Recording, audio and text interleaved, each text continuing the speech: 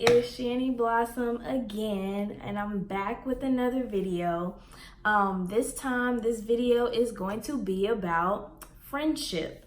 I don't see a lot of videos on friendships, but I do see like friendship tags and stuff like that.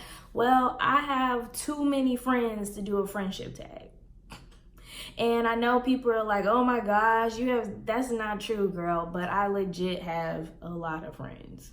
And I'm not trying to boast or brag about that because there's nothing to boast or brag about. But God has literally given me like a whole bunch of friends. Like there's a lot. So I'm just blessed in that area because a lot of people don't have that. But I'm gonna give you 7 bullet points or 7 tips about friendship from a biblical perspective. And I've written a blog post about this. So if you would like to check it out, I actually have it right here. It is on my site called www.releasedme.com, and it is titled Friendship. I have 7 tips here. Now, I want to give you a little background. When I was coming up in school, I had 2 best friends. And I know that looks like 4, but I really only had 2. 2 best friends. We hung out all the time, all from elementary to high school. And then when we got to college, of course, we went to separate colleges and we were spaced out. I still have my best friend from elementary school. One of them were really good friends. Like, she's like my best friend. Like, she's known me the longest. She's the longest friendship that I've held. We don't get to talk to each other even often. But when we do, it's like we talk like we never left. Graduated from college because I graduated a semester early. I felt alone and I didn't feel like I had, a lot of people in my corner, and it was a very low and depressing time in my life. And I remember, asking God, please send me friends. I would be crying because I didn't have anyone to hang out with. And I know that's like really sad, but it was really true. And God just began to press upon my heart, like, read up on friendship. So I started reading up on the friendship between Jonathan and David in the Bible. And when I started reading up on that, y'all, it literally changed the trajectory of how I saw friendship. So then I was like, okay, if they could have a healthy soul tie and be friends, Lord, number one, give me friends, but teach me how to be a friend. And I already had that, kind-heartedness inside of me. I know the Lord placed that inside of me, but I just didn't necessarily know how to execute it because I've always been seen as closed off or in a shell, and I still come across as that to a lot of people. But when I moved to Virginia out of state, the Lord placed me in a position to meet several, not just 1 or 2, but he gave me double, more than what I asked for in a friendship. And these are what I would consider covenant, godly friendships. So I have my childhood friendship that I have that has stood the test of time, and now I have my covenant godly friendships that I truly love. And so I have 7 points that I received, and I want to share those with you concerning friendship. So the first point is that you have to know that God wants to form a relationship with you first. Your relationship with God is important and is number 1 in your life. You can ask for, a romantic relationship. You can ask for a friendly relationship. You can ask for strong relationships with your family members, but the relationship that should come first, if you are a Christian, is your relationship with God. If you read Proverbs chapter 3, verse 32, and this is coming from the New Living Translation version, it says, such wicked people are detestable to the Lord, but he offers his friendship to the godly. So those people that he is for, he is for. He wants to be our friends. He wants to be there for you. And he's introduced himself to me as Father. So he wants to be Father God even. He wants to be several characteristics of who he is. But your relationship with Christ literally will stand the test of time if you make him number one. I can say for myself, there have been times where I put other people in his place, and he's had to show me, no, they don't have the answer, I do. So even misplacing people and putting people in a position that they're not supposed to be in is not good. If you have him as number one, I'm sure your other relationships will flourish. Now, there are other relationships that you might not have him in that were flourishing, but what I'm saying is, if you wanted to last and stand the test of time, literally, make him number one. Point number 2, know that God does care who you're friends with, and you should choose your friends wisely.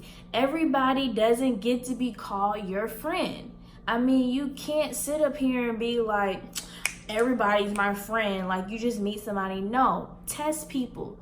Test people's spirit. There's some people that come in and out of your life. There's some people that you're not really supposed to be connected to like that.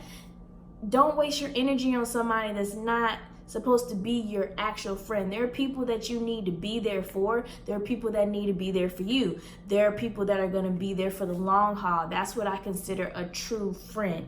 1 Corinthians chapter 15 verse 33 says, do not be deceived. Bad company corrupts good morals or good character.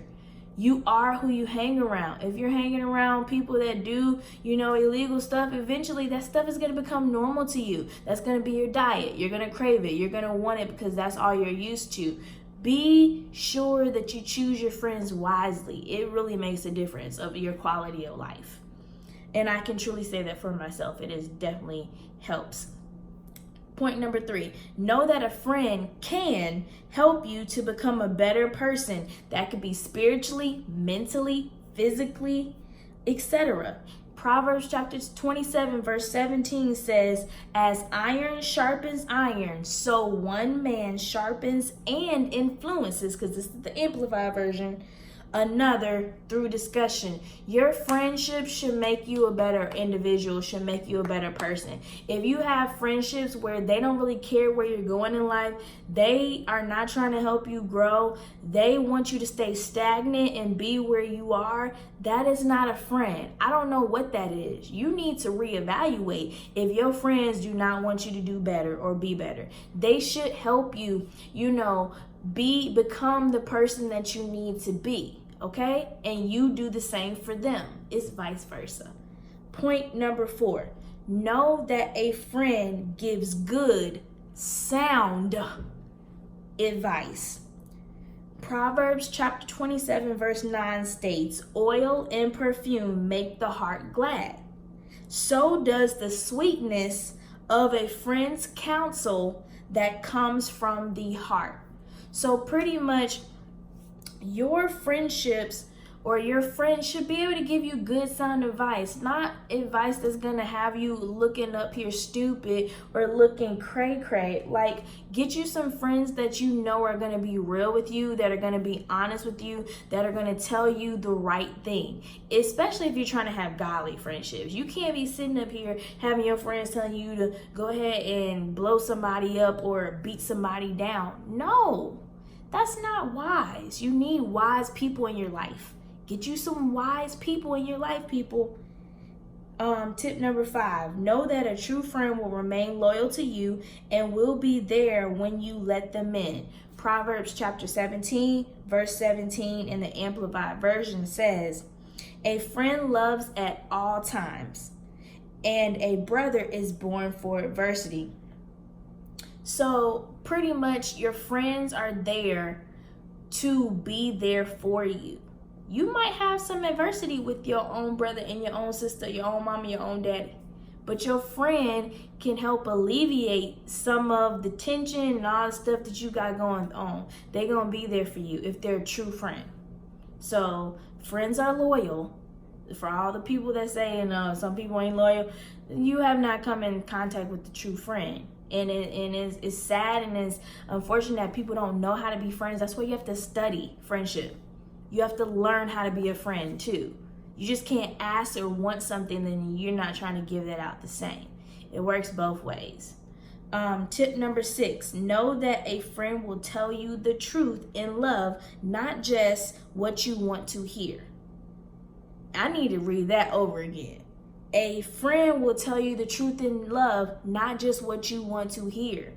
Proverbs chapter 27 verse 6 in the Amplified Version says, faithful are the wounds of a friend who corrects out of love and concern, but the kisses of an enemy are deceitful. A lot of us need to learn that everything that our friend has to say is not going to be making you feel good. Sometimes you need to hear about yourself. Sis, you are prideful. Sis, you need to sit down, have several seats in the back because you're doing too much right now. And I'm trying to tell you that you're doing too much because I love you. Sis, you were wrong for cussing that lady out. You need to go apologize. Sis, I don't know what you were thinking about today, but ma'am, you need to reevaluate. I love you enough to tell you that. A lot of the time, we don't want people to tell us anything. If we feel like it doesn't make us feel good, we want to have a whole attitude out here. No, sis, you need to calm yourself down. Bring yourself down several notches. Bring yourself down and learn how to take love correction.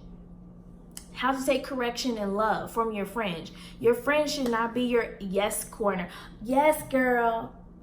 Girl, I'm about to go rob a bank. Yes, girl. Girl, I'm about to go cuss him out because he told me this, that, and the fourth. Yes, girl. Girl, you know I'm about to, go steal something today. You know I ain't about to pay full price on that thing. Yes, girl. No, sis. No, we're not your amen corner. If you're doing something wrong, we have the ability to tell you, sis, we love you, but no, ma'am. No, ma'am. No, ma'am. So you need friends that can be honest with you, that can be real with you, that can tell you things in love. They shouldn't tear you down. Now, if somebody's like trying to make you feel bad and trying to tear you down, they never say anything in love. They just cut throat and they try to use that as, that's just my personality. They need to reevaluate themselves. But if they're telling it to you in love, then you need to be able to receive that. And if you can't, there needs to be some healing that needs to take place so that you can be able to receive that correction and love. And then my 7th tip is know that a friend can be an example for you. They should inspire you to reach the destiny that God has for your life. You're not them, but you're connected to them. And they are to you as well. So they can be inspirational to you and you inspirational to them. Proverbs chapter 12 verse 26 in the Amplified Version says, the righteous man is a guide to his neighbor, but the way of the wicked leads them astray. You need you some righteous, godly friendships. If you're a Christian, get you some righteous, godly friendships, sis, bro. It don't matter. I know I use sis a lot in this video, but bros too. I realize that there are a lot of men that don't know how to have a friend. They don't know how to show love to another man in a friendship type of way. And that has to be restored and not continue to be broken, because little boys need to know that they can have a real friend too, just as well as women. But what the point that I'm trying to say is that everyone can inspire each other, because we all are trying to, get somewhere. Your friendship should not have you stagnant. Nah, girl. You trying to go up, sis, I think I got a little idea. Your friendship should be like, okay, sis, you got an idea? Okay, let's come up with a plan. Not, girl, things don't be working out. If that's the person, that person is negative. You need to pray for them that they get the negativity out, okay? And we ain't got no time for no jealousy either. Get that out the way. I ain't even got time to go in that. But what I'm saying is, if you have these 7 things in a friendship, and your friends have these qualities, these godly qualities, your friendship is on a whole nother level, boo. I mean, you have reached the top of the friendship mountain. And you should be well pleased with yourself and your life, because you got people in your whole corner. And you, in the same things, in the same ways that you are there for them or they are there for you, well, the same ways that they are there for you, you need to be that same friend to them. So I just wanted to get on here and talk about some friendships, honey, because we all need people. In another blog post I wrote, we are not to be islands unto ourselves. So once you get a friend, be a friend. And keep that friendship rolling, because we have to do life with other people. And you need some inspirational people around you. And you can be an inspiration to other people as well. That is all. If you like what you see, if you like what you heard, like, comment, subscribe, share, hit the notification bell so you can know when I have new content coming out. And that is all, folks. Bye.